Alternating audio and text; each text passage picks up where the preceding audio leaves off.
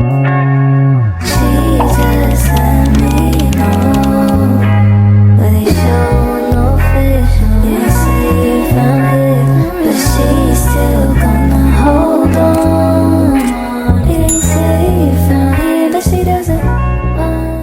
guys, welcome to my channel. This is the first video of 2024 and today we're going to be going over my first acrylic set, mistakes that I did, secret tips on application, and so much more. I started off on buffed nails. Now for some of you who do not know, I do run a press-on nail business that works with gel nail polish. So I trained myself to always buff the nail in order to get things like gel polish or charms to stick on. I am still working on my bead size and powder to liquid ratio, so I went in and worked my way up with smaller acrylic beads. I did this because I wanted to make sure I had mobility with the acrylic beads. I also wanted to practice how much I can manipulate the acrylic bead with my drying time. A quick tip that I did have for people who have a hard time making sizable beads is that I tilt my acrylic jar so that I can create like a slanted hill with the acrylics. When I do dip my brush in, I have more control of what size bead comes out if you're still struggling with the angle in which you're dipping your brush in. As I am working my way up to the cuticle part of the nail, I'm smoothing out the top part of the beads. It can look more smoother and not need as much filing. One thing you will see me do is use the tip and the body of the brush to manipulate the side walls and also the acrylic bead of it. You can see that I kind of add more acrylic as I go along. Not necessary, but I felt like I had to do it to improve the overall look of the nail. Another tip I had was dip your brush in monomer and try to manipulate the drying beads. Fix the overall body of the nail. As I was doing the acrylic application, I was witnessing my acrylic being a little liquidy than usual. That does happen. You want to give it a second and wait till it dries up a bit before you apply it.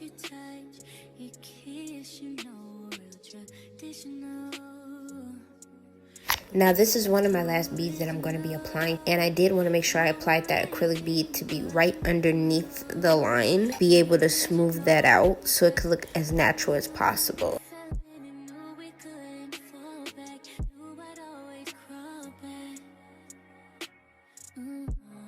After I added that, I did see some imperfections in the nail and decided to go in and add a few more bits of acrylic to really make the nail more fuller and more shaped before I go into the next step, which is filing.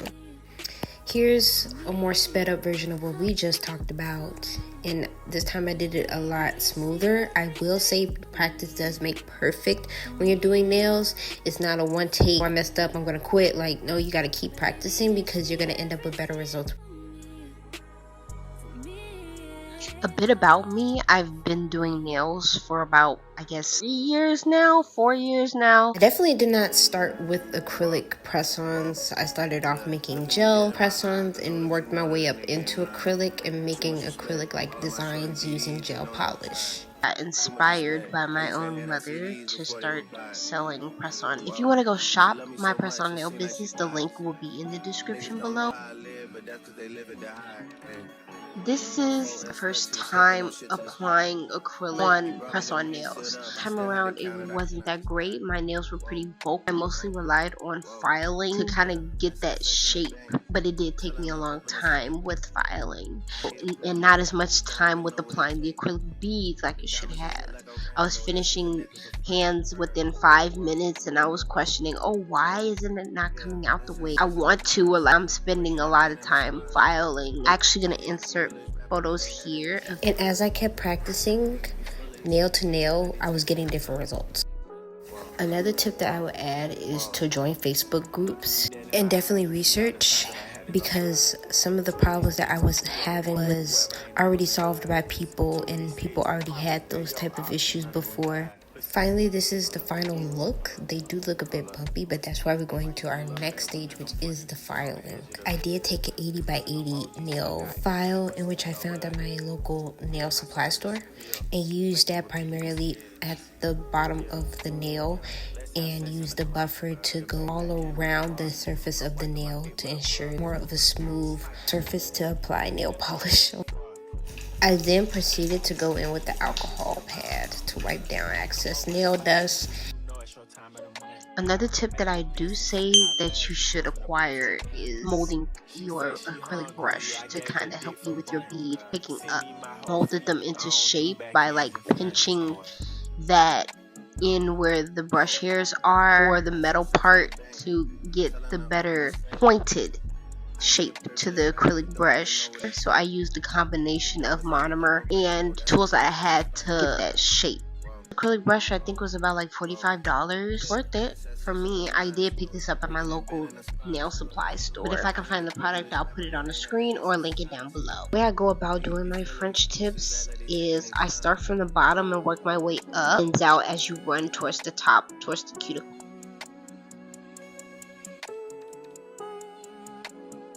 Go the opposite way from cuticle to the bottom of the nail to create almost a U shape. Use the body of my brush to actually get rid of some excess polish.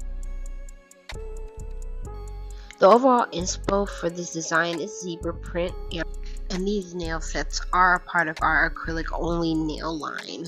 Our acrylic only nail line is exactly what it says. It's acrylic only sets that we make. We're not going to be making these in gel, polish. For better outcome, I would add polish first, then acetone.